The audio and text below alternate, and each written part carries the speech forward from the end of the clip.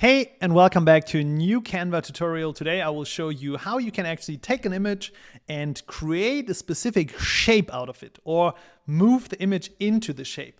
And to do this, let's start with an image that I'm just copying it over. And now let's imagine we want to have this as a heart shape or a circle or a rectangle.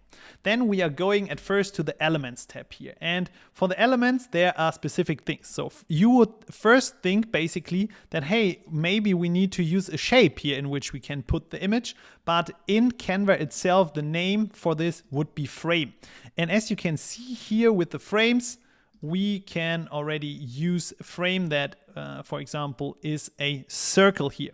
And the difference is here in the background, you can already see that there is a little bit of an image inside. And now I can just move over my image into this frame. And as you can see, it already adjusted accordingly, and you can scale up and down this frame.